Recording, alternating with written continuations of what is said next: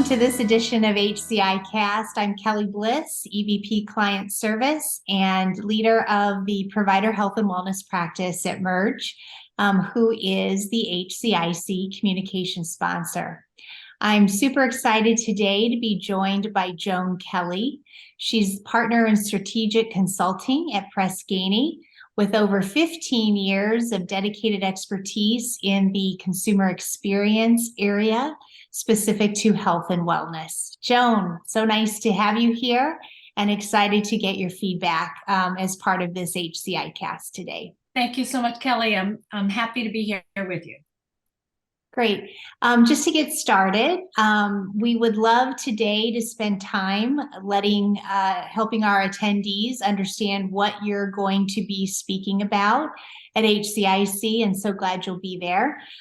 So with that in mind, do you want to give us a quick little overview of the focus of your topic? Absolutely. I will be conducting a workshop with one of our clients, LifeBridge, who is leading the drive to understand the current and creating that future digital experience across their whole health system. And in the workshop, you will be able to understand what does it take to engage people in their health in a digital way that then goes into healthcare and non-digital aspects of it. Wonderful. That sounds great and super relevant to what I know a lot of marketers and others are focusing on today. Tell us a little bit about, if we could double click on some of your favorite parts of your background and learnings. Tell us a little bit about when you are working with your organizations to establish a full scope digital engagement strategy. What are the key areas of focus and top priorities or imperatives to not only defining, but activating that? Kellie, I'm a social scientist. I've spent a lot of time understanding people. And one of the things that we look to focus on is not only here's what needs to happen, but what are the behaviors you're looking to drive? In healthcare, so many people are designing the experience. They're creating what it is, and it often isn't synchronized. So it's bringing people together to focus on what's the purpose? What behavior do you want to happen for your consumer or patient to activate? Oh, I love that. I think what a wonderful opportunity that is. And I think it's great insight. Based on that, Joan, what comes out of that in terms of imperatives? If you just had to give us a little hint, I'm sure you'll cover a lot of that in your workshop, but what does that mean? How does that translate? One of the things people should look at is consider the entire experience, the entire continuum. And as our focus is on the human experience, that means how is it personal? So you need to know the experience for someone in their area. Could be, for instance, oncology. You think that you might have to go and you might have a mole or something else. Where are they from that emotion? How easy do you need to make that? What is that across their entire continuum of care? And how can you not only help the patients and consumers, but help the staff? No longer can you not have it synchronized. So we would see the stovepipes of, oh, well, marketing did this and they were getting people in the door. And then the clinical teams were doing this. All across that, you need to knit it together so that it's almost, in a way, what you're doing is curating the experience in order to have the outcomes patients need, and also you as a healthcare leader need as well.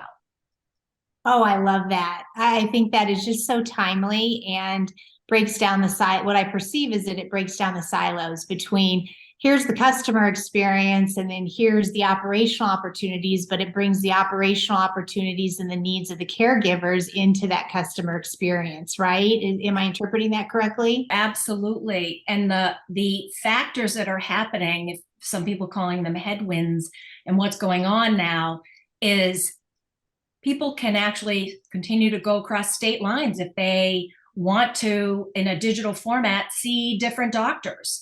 It's much easier. So it's the experience itself that's helping driving that stickiness, that loyalty. And it will, if you have a better experience, we see it in the data, people will be more loyal. Wonderful.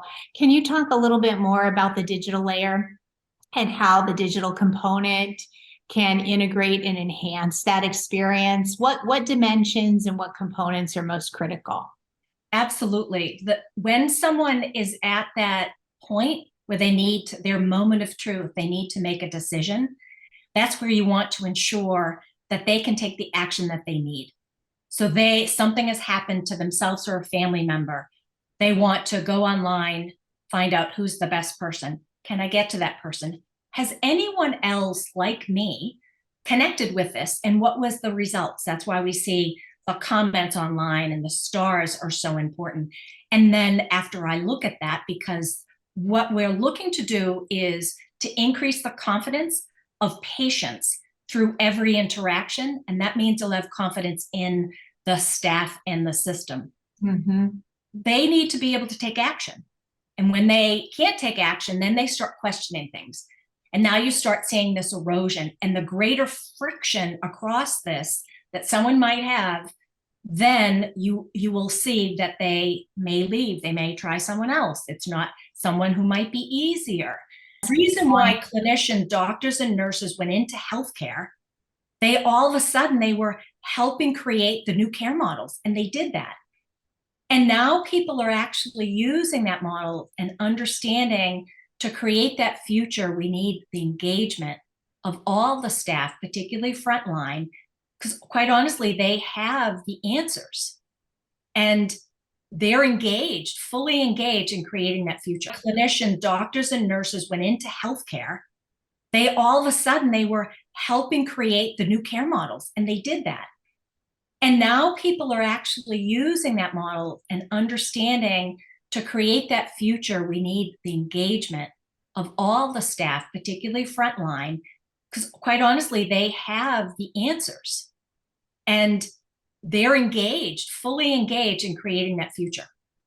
Our clinicians have raving fans, and we need to make sure that we appropriately are being able to cast it in that light, because so often we just think of, oh, but they said this negative about me. And that Right. can be situational and not taking it personal. So you look at it and say, what might need to change because of that, that might be out of the control of staff, and let's fix it. Wonderful. I love to hear you talk about the data in the form of both qualitative and quantitative. We know from a research perspective, we always talk about qualitative and quantitative, but often I think when the word data is used, it kind of skews toward more quantitative or evaluative. So appreciate you bringing in the importance of that qualitative data. In wrapping up our time here today, are there any last thoughts that you'd like to share about why you're so excited about this topic and what you hope that it can contribute both at HCIC as well as kind of impacting the world of healthcare moving forward? This is an incredible time where collaboration is happening like it's never happened before. And that is allowing people to cross the barriers of where their areas are and to work with their colleagues to be able to innovate and create the engagement, particularly in a digital way, because we have the ability to both put everything online, but have the data to know, is it working or not?